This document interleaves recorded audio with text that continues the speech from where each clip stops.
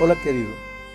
O propósito da lição desta semana é mostrar como um anjo perfeito se transformou num amargurado e perverso ser como é Satanás. A lição começa com uma das maiores incoerências do universo. Porque o mal apareceu num mundo perfeito. Isso não tem sentido. Por acaso tudo aquilo que vem de Deus, de um Deus perfeito, não deveria ser também perfeito? Claro que sim. Então, o que aconteceu no coração de um anjo perfeito para dar cabida ao mal? A primeira coisa que precisamos entender é que a existência da perfeição exigia a existência da liberdade. Um ser que não é livre não pode ser perfeito. E para ser livre, Lúcifer precisava ter diante dele pelo menos dois caminhos: a possibilidade do bem e a possibilidade do mal. Caso contrário, como poderia ele escolher? Agora, por que Lúcifer escolheu o caminho do mal, se poderia ter escolhido o caminho do bem? Bom, esse é um mistério que a Bíblia chama o mistério da iniquidade. E te digo uma coisa, não vale a pena especular sobre este assunto. Temos que respeitar o silêncio de Deus, sabendo que na eternidade teremos todo o tempo necessário para que o próprio Deus nos explique. E teremos também a capacidade de entender os problemas que hoje, com a nossa mente carnal, não somos capazes de entender.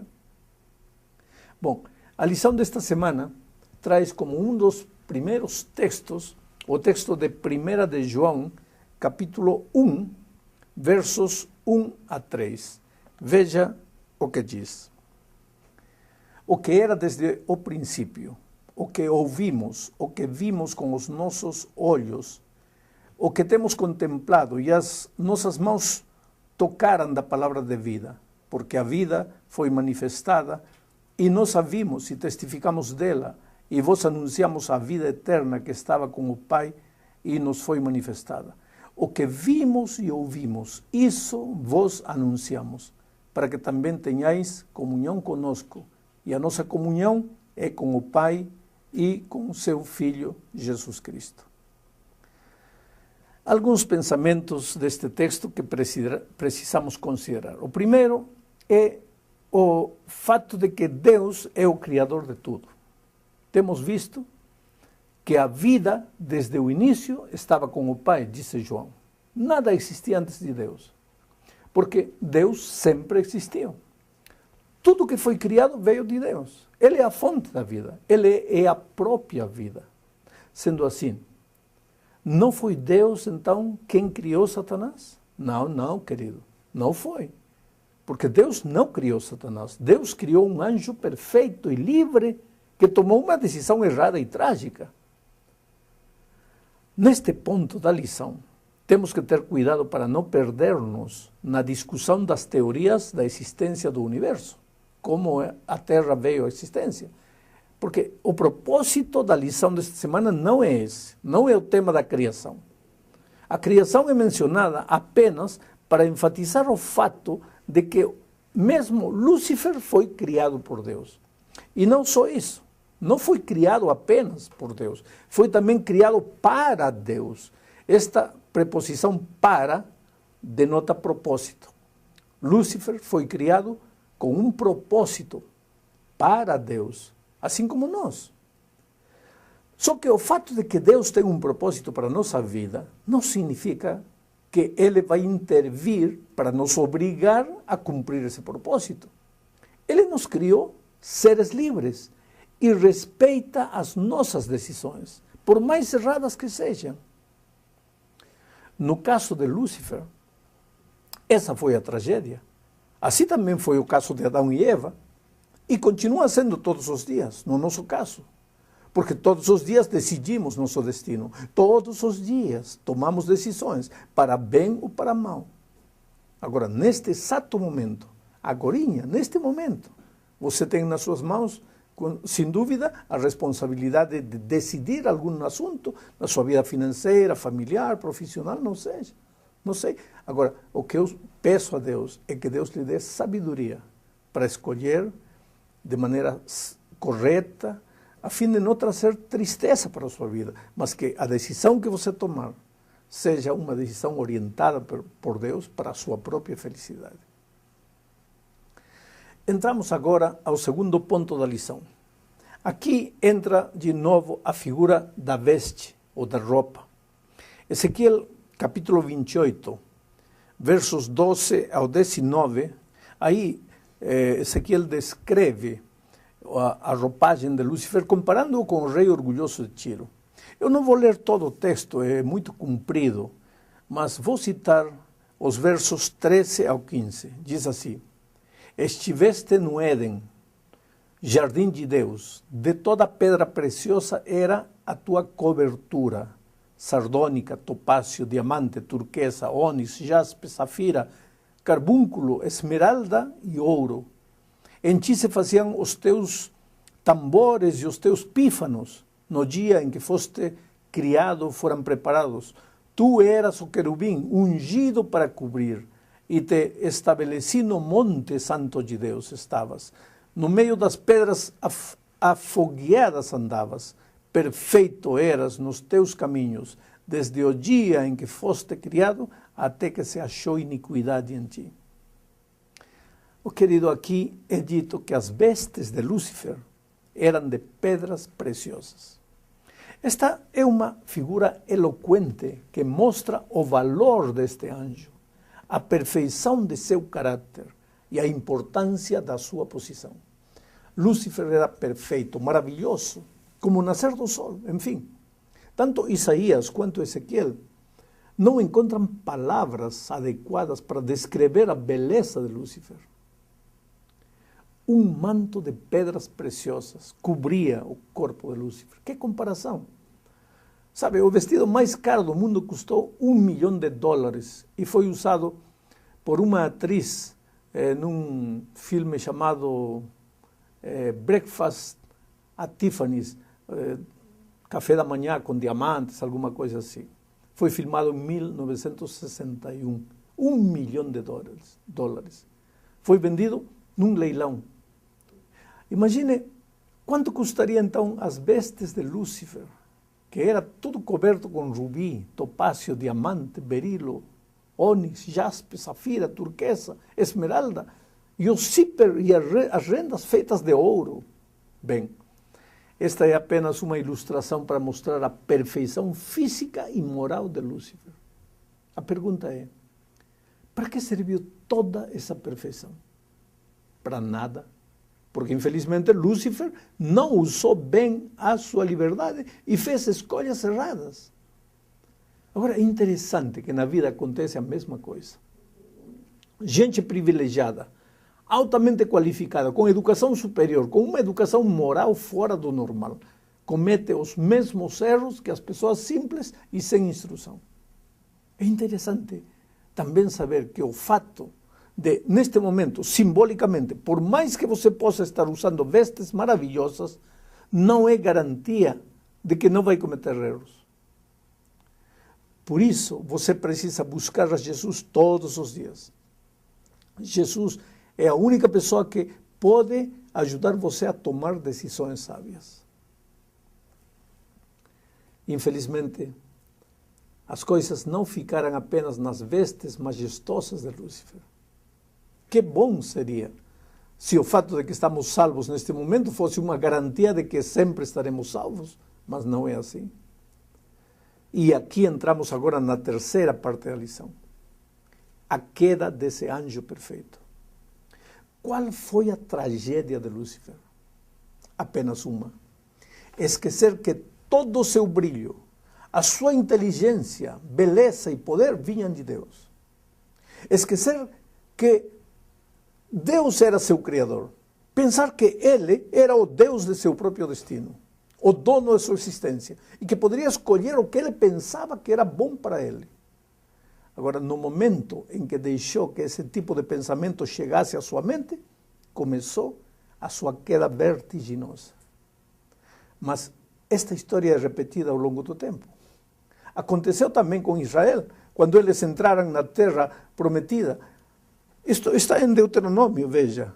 capítulo 8 de Deuteronômio, versos 1, 2 e depois do 12 ao 15, diz assim: todos os mandamentos que hoje vos ordeno guardareis, para os cumprir, para que vivais e vos multipliqueis, e entreis e possuais a terra que o Senhor jurou a vossos pais.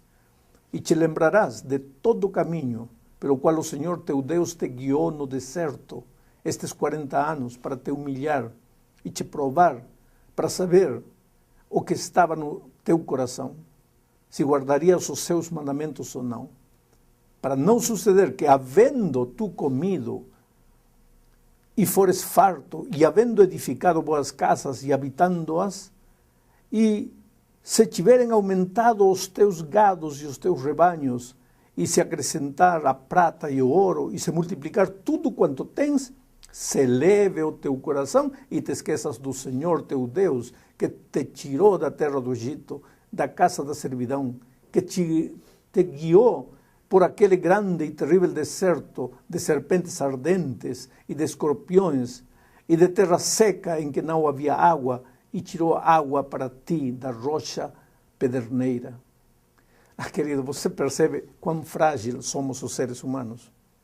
Como somos propensos a pensar que se tivermos alguma coisa é por causa do nosso trabalho, da nossa inteligência, da nossa capacidade. E olha, eu não tenho dúvida que no êxito que você teve, houve participação da sua parte. Nada acontece na vida sem a participação humana, mas a fonte real de tudo que você tem de bom é Deus.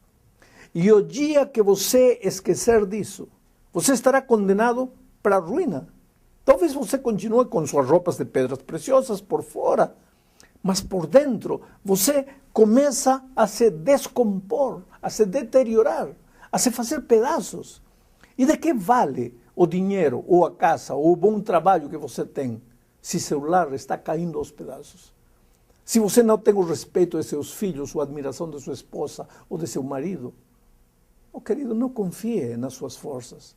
Não confie no título profissional que você tem, ou no dinheiro, nem mesmo na sua saúde ou sua juventude. Tudo isso é palha. Hoje é, mas amanhã pode se transformar em cinzas. Ponha sua confiança em Jesus e somente em Jesus. A quarta parte da lição nos leva a meditar sobre as palavras de Ezequiel, capítulo 28, verso 14. Diz assim: tu eras o querubim, ungido para cobrir, e te estabeleci. No monte santo de Deus estavas, no meio das pedras afogueadas andavas. Aqui, querido, destacamos dois elementos que têm que ver diretamente com Deus e com seu poder. O primeiro é o monte, o segundo é o fogo. Moisés subiu ao monte para encontrar-se com Deus e receber os 10 mandamentos. Foi no monte da transfiguração que 3 discípulos de Jesus viram a glória de Deus. Quando Moisés descreve a presença de Deus no monte Sinai, também menciona o fogo. Deus anda como entre o fogo. Agora, tudo isso para demonstrar o seu poder. E às vezes que Deus confia o seu poder aos seres criados, Ele o faz esperando fidelidade e responsabilidade de seus filhos. Pelo menos no caso de Lúcifer foi assim.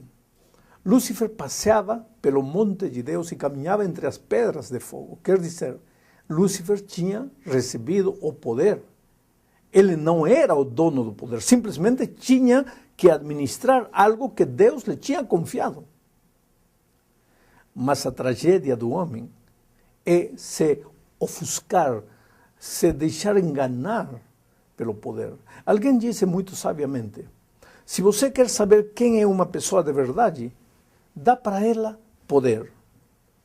Sabe por quê? Porque o poder envenena, o poder torce, desfigura, muitas vezes corrompe.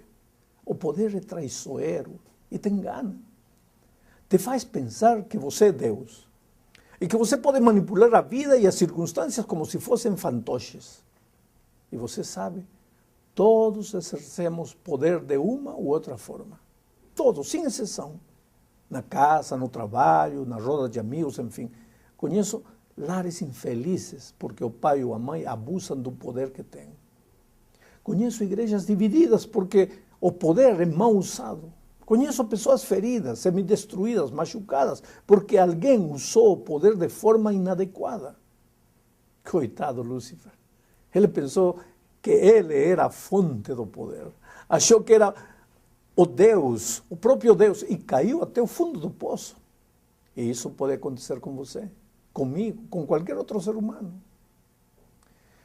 É por isso que Paulo diz, aquele que pensa estar firme, olhe, não caia. Bom, querido, chegamos ao fim da lição.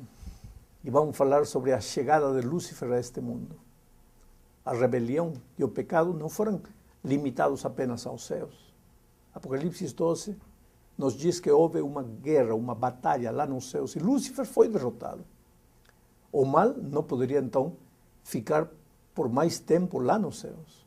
Então Satanás foi expulso dos céus e veio a este mundo. Só que antes de sair dos céus, ele fez várias ameaças contra Deus. Disse que faria tudo o possível para destruir a terra e a raça humana que Deus criaria. O ser humano seria o alvo de seu ataque. E assim começou o grande conflito. A luta entre o bem e o mal, entre Cristo e Satanás. E essa luta, querido, hoje se realiza na mente e no coração de cada ser humano. Deus quer conquistar o coração de seus filhos. Ao mesmo tempo, o inimigo de Deus faz tudo o que pode para atrair a atenção dos seres humanos a ele. O elemento que Satanás usa para atingir o seu objetivo, para conseguir o coração e a mente do ser humano, se chama tentação. Ele usa todos os recursos, a sedução, a mentira, o engano, enfim. Não importam os meios. A única coisa que ele quer é que o homem não entregue seu coração a Deus. Agora, uma vez que ele consegue que o ser humano caia, ele é o primeiro em vir e dizer que você está perdido, que já não há perdão para você. Mas Deus, na pessoa de Cristo, providenciou o remédio. O querido Jesus veio a este mundo e pagou o preço pelo pecado. Ele pagou com sua própria vida. Ele foi à cruz e morreu a morte que o pecador merecia, para que aquele que se arrependesse pudesse receber a vida que Jesus Cristo merecia. Esse é o milagre da justificação. A morte que o homem merece por causa de seu pecado, Cristo a toma para si. E a vida que Jesus merece por causa de sua obediência, entrega para o homem poder viver. Por isso, nas horas em que o inimigo vem e te acusa, nas horas em que o diabo faz desfilar diante de você todos os seus pecados, olhe para a cruz de Cristo e apodere-se da justiça divina. Esconda-se sob o manto imaculado da justiça de Deus e confie nele. Não há pecado que ele não possa perdoar. Não há abismo tão profundo que ele não possa chegar lá e tirar você de lá. Não há um lugar tão distante aonde você tenha ido, de onde Deus não possa trazer você de volta.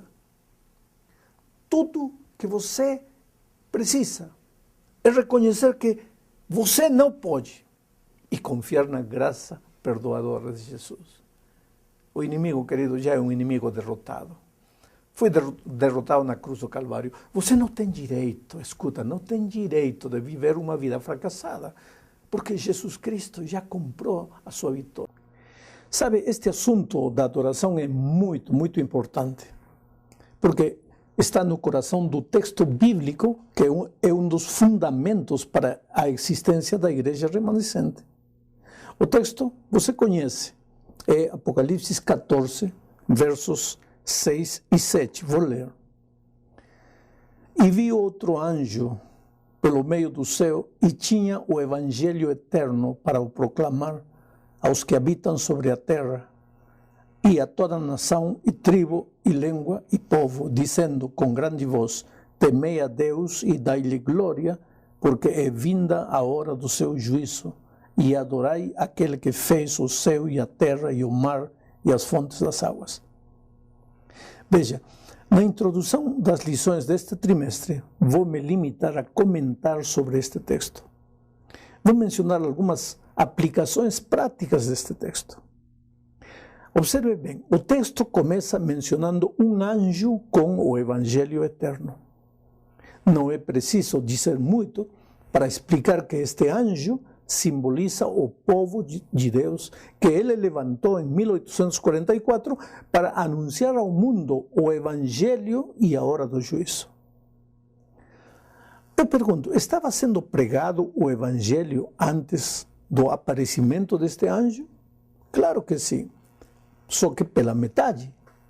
As pessoas conheciam a primeira parte do Evangelho, ou seja, a causa, que é a maravilhosa graça de Jesus, mas infelizmente não conheciam a segunda parte, ou seja, o resultado do Evangelho, que é uma vida de obediência aos eternos princípios de Deus. Por isso era necessário que aparecesse um povo com a mensagem completa, e esse povo é o remanescente. O remanescente tem como finalidade da sua existência pregar o Evangelho eterno, que não contém apenas o perdão, mas também a obediência e a restauração. Jesus não morreu só para nos perdoar os nossos pecados. Ele também morreu para nos libertar do poder que o pecado exerce em nossa vida. Esse poder o pecado tinha sobre nós desde a queda dos nossos primeiros pais. Mas o texto que estamos comentando nesta introdução afirma que o Evangelho eterno também envolve a adoração. E aqui vemos um perigo, porque assim como o inimigo, ao longo do tempo, tentou deturpar o Evangelho, torcê-lo, deformá-lo e amputá-lo, fazendo com que os homens pregassem apenas a metade do Evangelho, assim também aconteceu com o tema da adoração, que faz parte do verdadeiro Evangelho eterno. O inimigo tentou deformar a adoração, e hoje, muitas vezes, pensando que estamos adorando a Deus, às vezes estamos adorando a nós mesmos, sem perceber o sorriso sarcástico do inimigo, que dissimuladamente, assim, sutilmente, foi nos levando para onde ele queria. Assim, querido, é preciso reconhecer as características da verdadeira adoração. E as lições deste trimestre nos mostrarão, através da vida dos adoradores dos tempos bíblicos, o perigo que ameaça o povo de Deus em cada esquina do caminho. Voltemos ao texto. O versículo diz que o anjo que João viu com o Evangelho eterno na mão dizia que a verdadeira adoração envolve temor. Temei a Deus e dai-lhe glória, diz. Naturalmente, este temor não tem nada a ver com o medo doentio, que é o fruto da entrada do pecado no mundo. Este temor tem que ver com reverência, mas como o inimigo é astuto, ele pode fazer com que as pessoas adorem a Deus como se fossem escravas, com medo de receber o castigo enfurecido do patrão. Este tipo de adoração vai levar você a uma experiência neurótica, cuja principal motivação é o medo. Mas se o inimigo não consegue levar você para esse extremo, então vai tentar levá-lo para outro. Quer dizer, tratar a Deus como se fosse alguém como você, como seu camarada, seu amigo de jogar bola, jogar uma pelada por aí, nada mais. Mas o texto afirma que a verdadeira adoração envolve temor no sentido de respeito, de reverência. Deus é um Pai maravilhoso. Ele não quer escravos. Ele deseja que seus filhos sejam filhos. Ele não está procurando máquinas programadas para obedecer. Ele anseia seres que o adorem voluntariamente, porque reconhecem a soberania divina e também reconhecem a dependência humana. Sabe, querido, ninguém pode se aproximar de Deus com medo, mas também ninguém deve se aproximar dele como se ele fosse qualquer outro ser humano, porque Deus é Deus e o homem é homem. Bom, outro pensamento que se destaca no texto é que a glória na verdadeira adoração deve ser dada unicamente a Deus, não ao adorador. O centro da verdadeira adoração é Deus e não os sentimentos dos seres humanos. Por isso, quando alguém diz, eu gosto de cantar este tipo de música porque eu me sinto bem, aí, querido, é necessário considerar se o centro da experiência é Deus ou o sentimento humano. Quando alguém defende um tipo de música, seja antigo, seja moderno, mas defende esse tipo de música com unhas e dentes a ponto de agredir o espírito de unidade da igreja, aí é preciso pensar se o centro da adoração é Deus ou é um estilo de música. A adoração só pertence a Deus. E qual é a razão? A razão é que a hora do seu juízo chegou. Quer dizer, que o verdadeiro evangelho e a verdadeira adoração também incluem um sentido de prestar contas. Não é apenas faça as coisas como você quiser, não. Mas faça o que eu digo, porque queira você ou queira não, terá que prestar contas. O juízo envolve a ideia de prestação de contas. Há um juiz que sabe tudo, conhece as verdadeiras intenções. Você pode dizer coisas muito bonitas com a boca e esconder sentimentos egoístas em seu coração, mas chegará um dia quando tudo isso será exposto. Porque Jesus não é apenas o seu Redentor, ele também é o seu juiz. No Monte Sinai, o próprio dedo de Deus escreveu: não farás imagem, nem nenhuma semelhança alguma do que está acima no céu, nem embaixo na terra, ou nas águas debaixo da terra. Não te inclinarás perante elas, e nem as servirás, porque eu sou o Senhor teu Deus, forte, zeloso, que visito a iniquidade dos pais sobre os filhos até a terceira e quarta geração daqueles que me obedecem. Deus é um Deus zeloso. Ele quer tudo. Ele não quer apenas uma parte da tua vida. Ele quer todo o teu coração, toda a tua alma, toda a tua mente, todas as tuas forças. Deus não está interessado nos meios compromissos, na obediência parcial, nas obras do teu tempo, do teu dinheiro, do teu ser. Ele quer a tua devoção completa, não pedaços da tua vida.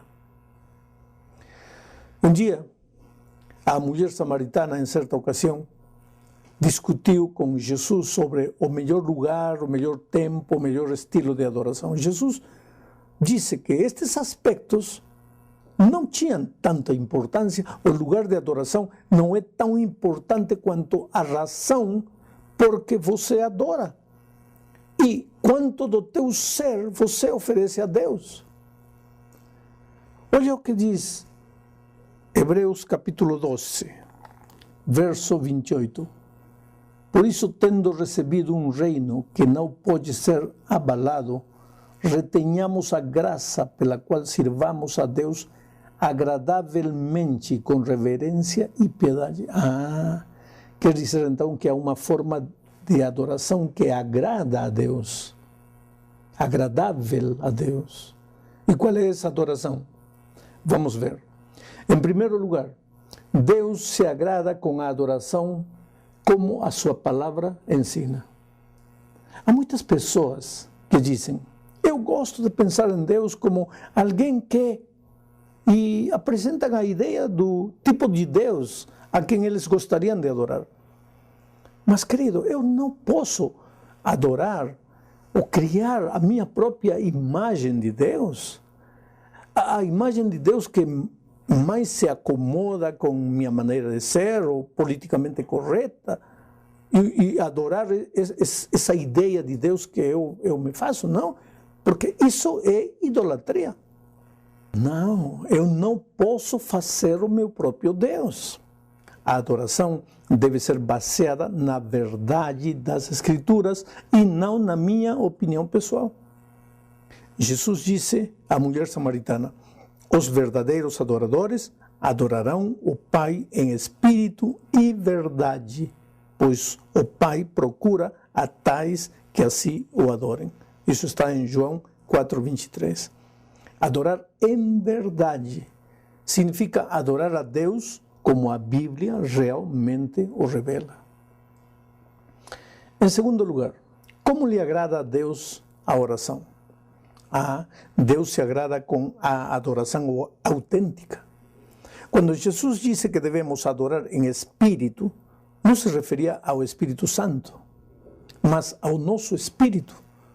Nós fomos criados à imagem de Deus e, portanto, somos seres completos, que Ele desenhou para que pudéssemos nos comunicar com Ele.